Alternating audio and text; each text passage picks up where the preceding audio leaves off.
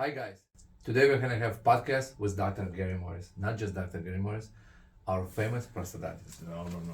Yes. Well, thanks for having me. I just want to ask you your story. How you suddenly want to become a dentist after not even dentist, prosthodontist. How you grew up. What's your story? Yeah. Well, I grew up in Chicago area. I grew up in Northbrook, and had a great pediatric dentist. His name was Alvin Altman. He was in Highland Park, and I just thought he was a really cool guy, and I enjoyed going as a kid to the dentist, which is shocking. Who likes going to the dentist? And so he was a little bit of an inspiration. And then I had my grandfather's best friend was a dentist, and so I was kind of around it. And I had an uncle who was a professor of medicine, and as I was debating going into medicine or dentistry, he said go into dentistry. So kind of sparked my interest, and with my experiences as a kid, and then also family friends, it just seemed like the right place for me. But you become not only a dentist. You just take specialization to be a prosthodontist. Why? It's funny. I originally went into dental school wanting to be an oral surgeon, but I realized very quickly that I didn't like extracting teeth. And I think they do really cool things, and I couldn't do what I do without them. But extracting teeth was not fun for me. So I had a professor who I worked as a dental assistant for, and there was I'll never forget a woman. She was missing lower front tooth, and I was working with Dr. Sergio Rubenstein, and I watched him build tooth from nothing, right? We're still working with him. Are you? Yeah. That guy's amazing. And I remember seeing the patient cry, and just tears and so I thought, oh my gosh, she's upset, and she just was crying tears of joy because she now had a tooth and she could go smile, and she wanted to go meet a guy, and that just one moment, something that sticks in my head as what kind of drove me towards prosthodontics. What's the difference between like regular dentist, like a GP, and prosthodontist? Well, we have extra training. In my day, it was 2 years. Now it's 3 years of extra training and residency. Yes. And prosthodontics has changed a lot from when I did my training. It's now also it can be a surgical specialty, but I believe in the team approach. I believe in strong relationship with a surgeon, strong relationship with a laboratory, and strong relationship with a patient. So all four of us on the same team. It was like when you were in school, it was a specific moment when maybe it was too hard for you. I was thinking, nah, it's not for me. Probably I'm gonna stop. The dental school? Yeah. Probably when I signed the paper saying I was going to go. I don't know. I really I enjoyed dental school. It was easy. It wasn't easy. No, it was hard. I mean, I had to didn't go there with hand skills. I made models as a kid, but I wasn't really somebody who did a lot of woodwork or anything like that. So I basically had to learn the hand skills. Thoroughly enjoyed the academic part of it, and it wasn't so easy.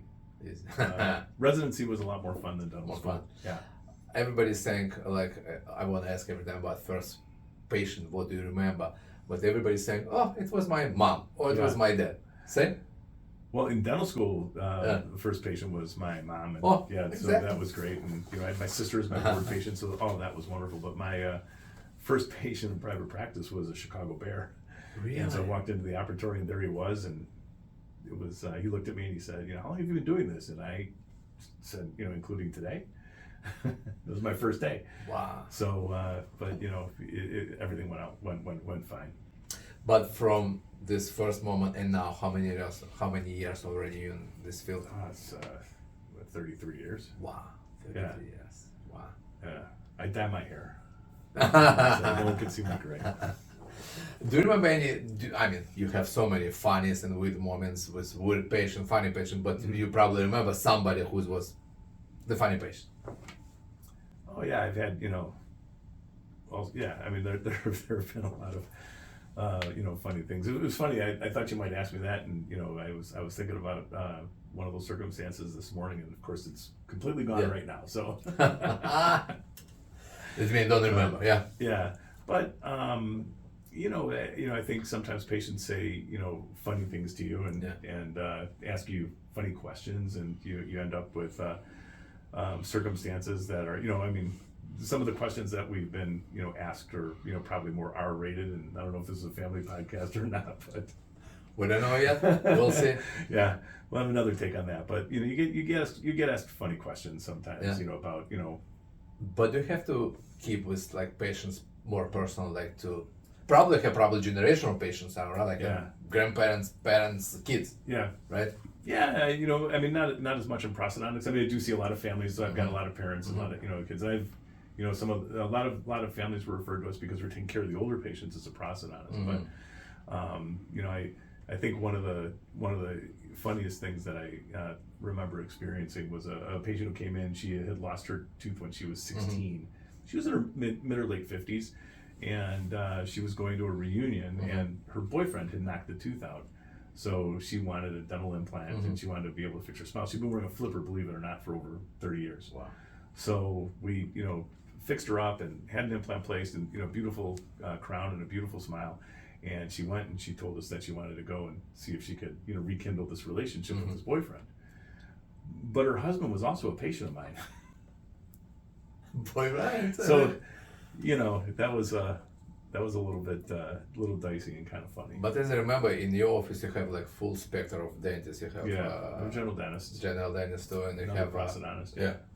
Yeah. But we have an endodontist too that comes in a couple times a week. Yeah. But it's easy to have an office kind of all kind of spectrum of different doctors, right? Yeah, it's nice. I think I mean, obviously we work with Dr. Spina, and I think she's amazing. Great dentist and great person, and just a pleasure and a thrill to have her around. And we have Dr. Chen, a younger prosthodontist with us, and so I learn a lot of digital from him. Oh yeah. And I teach him a lot of analog. Oh. And so we kind of go back and forth with each other on that. But he's I'm very lucky to work with who I work with. Oh, yeah. In the office, what's your atmosphere in the office? Light, heavy, family, or you have to be between? I think our philosophy is always family first. So if someone has a kid in need or a sick child or whatever, they go take care of their kid and we make do. So we try to keep it a family first office, and try to keep it light and fun. I think right now we probably have our most fun staff that we've had in a long time. So makes it interesting. I had one of my assistants today trying to teach me Ukrainian. Oh yeah. And I'm 100% sure I completely destroyed the language. I don't have any idea what we were saying, but we have a lot of fun, but it can be serious too. I mean, it's because it's dental office. It's dental office, exactly. Yeah, we got a lot of right now. I don't know if you're experiencing this too, but there's some not happy people in the world, so it makes it a little stressful at times. And sometimes people too happy. Sometimes they're too happy. Yeah. And now, right, with pot legal and everything else, they come in completely stoned. Exactly. What do you think? Like, if we're gonna talk about teeth, like for people, for kids, what 3 things they need to do, like, to keep their teeth healthy? Yeah. Well, I think probably the simplest thing is I think the reality is it's very, very, very inexpensive and easy to protect your teeth and take care of them. Really, you need a toothbrush, you need floss, and maybe a mouthpiece. And if you do all that, you're probably not going to need us, or most people won't need us. So I think really it's just brush and floss, and do it more than once a day, and maybe be protective of your diet, and wear a mouth guard if you're in sports. Oh, mouth guard. How about night guard? What do you think about night guard? Wear a night guard. I think anyone that has any kind of restorative dentistry would benefit from a mouth guard, and I think people who don't have any dental restorations would benefit from a mouth guard.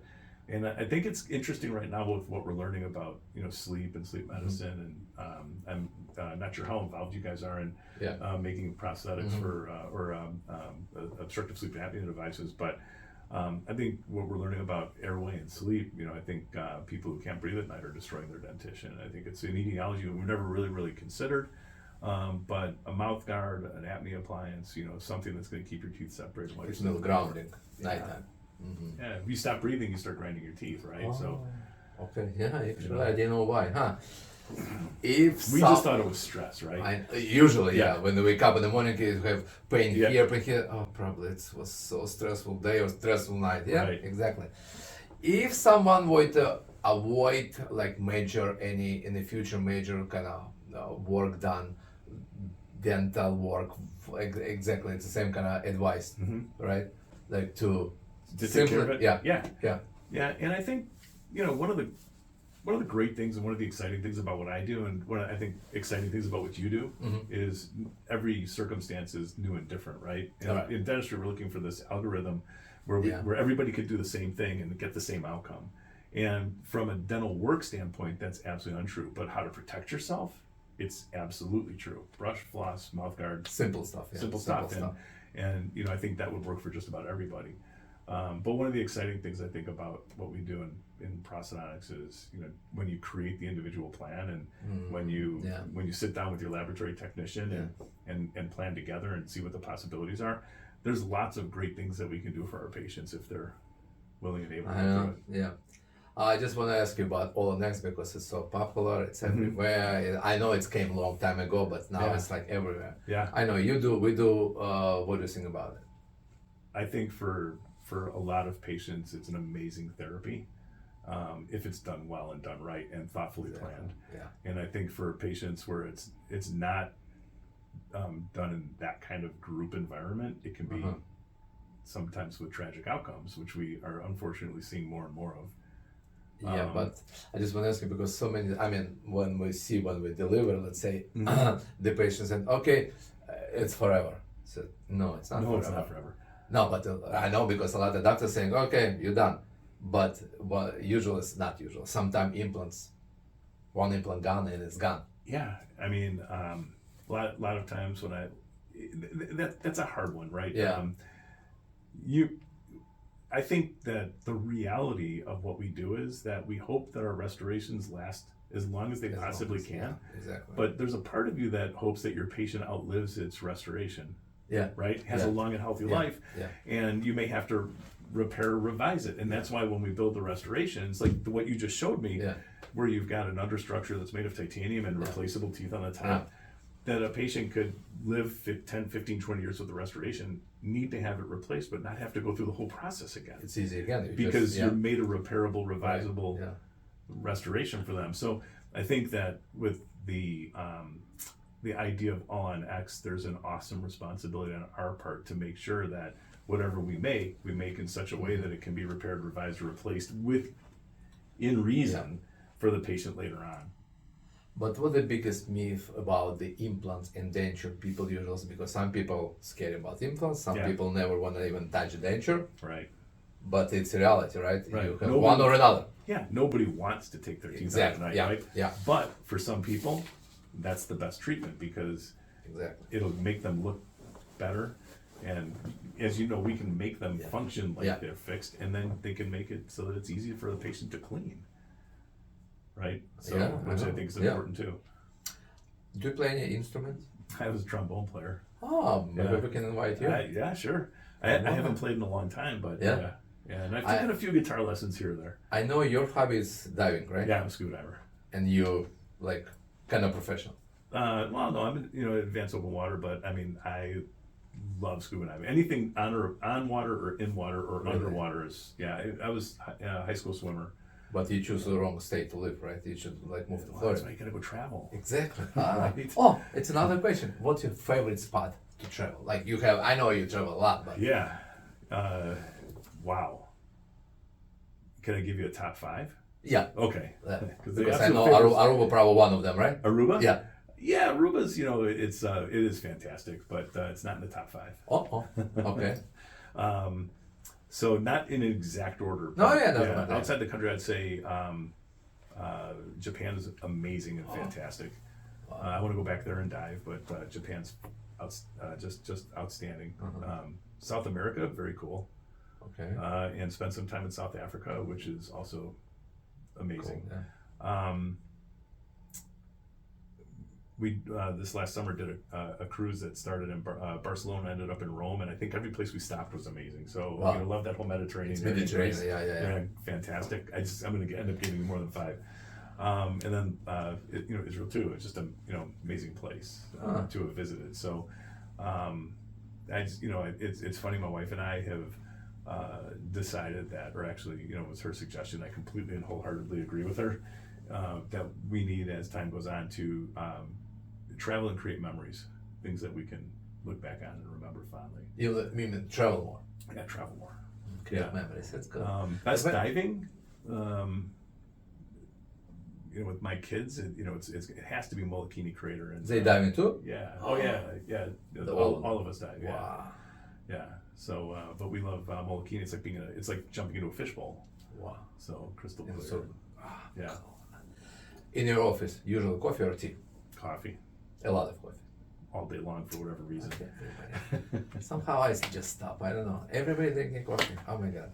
I Occasionally, no. I didn't drink it until I think I was 40. Really? And I'm making up for lost. And I don't like it.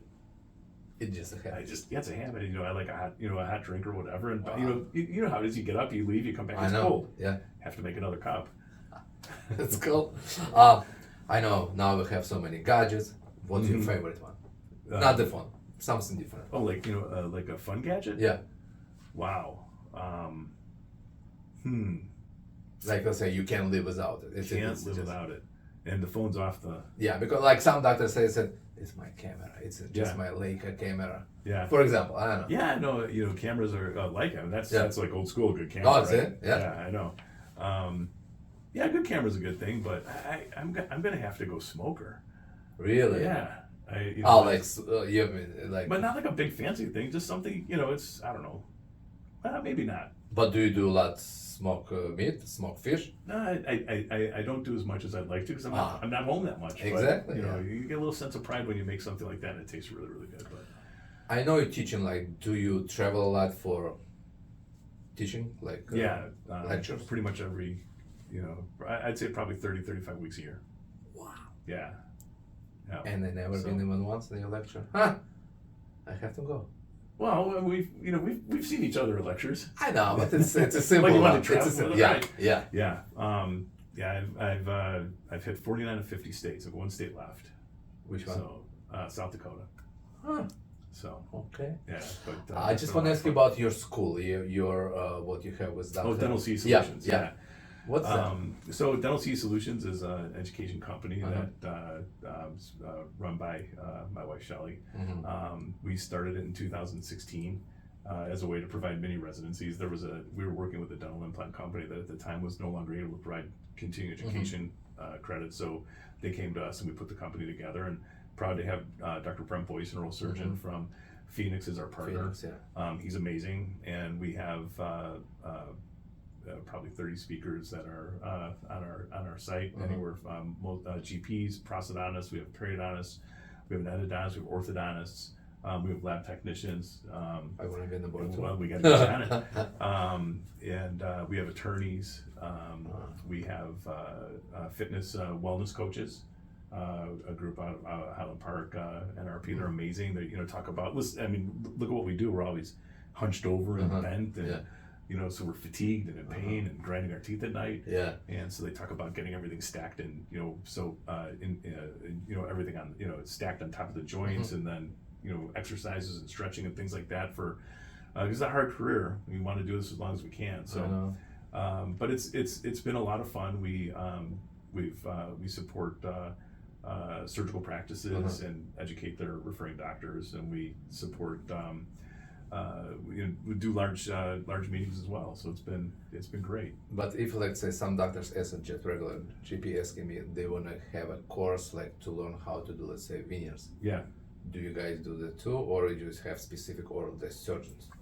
We're starting to branch into some online offerings and some courses that would be topic specific, like digital smile design or veneer preps and things like that. That's like a whole nother avenue of education. For the most part, we do in-person education, but we're looking into different opportunities to create an online menu of courses that people can take. It's simple, just we're can go online, go there, and just see what you have. Yeah, and so we're working on that capability, but trying to find a platform where you can put something on that's going to be more than. And then you have to make sure that if they're going to be continuing education credits tied to it, that they're actually watching it. So, it's we're learning that it's pretty cumbersome, but we're digging deep into doing so. But you guys, do you align with the Prosthodontist Society? You're kind of all together. Not necessarily the societies as much. The societies usually reach out to you to speak outside. I've been on Amos's dental implant conference. Many times, and I lectured at the AAP meeting and the AE meeting, and those are usually separate from what the company does. The company, really supports surgical practices and helping them grow. Good to know. Which has been fun. Good to know. Yeah. What do you think? Like, I know now it's a different world and everywhere, but dentists especially AI or everything digital. Technicians going out of business. Some probably that's not yet. What do you think? Like 5, 10? Because like let's say 5 years ago, I was thinking, no, I have maybe 20, 30 years. No, but now I think 5. It's everything gonna. What do you think 5, 10 years from now? What is gonna be? How is gonna dentistry gonna look like? I'm still pretty optimistic for dentistry. And I have to be. My daughter's in dental school, so. Oh yeah. Yeah. You know what? It's interesting. You know, I've been doing this for over 30 years, and I've seen all sorts of cycles come and go. Exactly. And the one thing that's common is people still need dentists. They still break teeth. They have gum disease. They have cavities, and so I think dentistry is a good place to be. I think it's interesting watching, what's happening with like the big groups, private equity and things like that are coming into dentistry. But I think that's going to, probably have an impact on how dentistry is provided. But I still think that patients are going to seek the best care they can find, 100%. And I think that dentistry is still positioned well to be able to provide that. And I think laboratories that work. Such as durable as your lab that is quality oriented and it's most important. There's always going to be a place for you. Yeah, because like I was thinking like to, let's say molars, premolars, it's fine.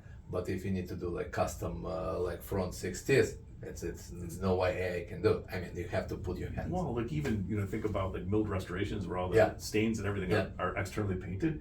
You need to be able to cut it back and intrinsically stain it and build up the porcellane. And that, unfortunately, I think is a skill that's going away. But that's why, apprenticeships. Like, how many lab schools are there in the country now? There used to be like 45 or 46. What are there? 20? 20. Yeah, around. Yeah. It's crazy, and it's so important. I know, but see, everything changed. But let's say, like your daughter gonna be a new dentist. What the advice you can give it to her, like, from your perspective? Never stop learning. It's not easy. I mean, how many? Yeah, I know. Like how many dentists come out of school and they take their 16 hours that they need for their license or whatever it is, and that's it. And that's it. That's it. Yeah. Yeah. So. Well, Doc, it was a pleasure for me to meet you here, and we're gonna keep working together. I would love it, and thank really you so much. Thank you for having me here. And this was a lot of fun. I know. See, it's so new. I hope I got my good side. I don't know. It's good. Maybe we should switch chairs and do this again. Okay. And you get a right side. With different topics. Right? Different topics. Different topics. Okay. Yeah. Maybe next time we can invite your wife too. And she's gonna tell us more about the school. Yeah. You know what? That would be fantastic. Yeah, I would love to do that. Will do. All right.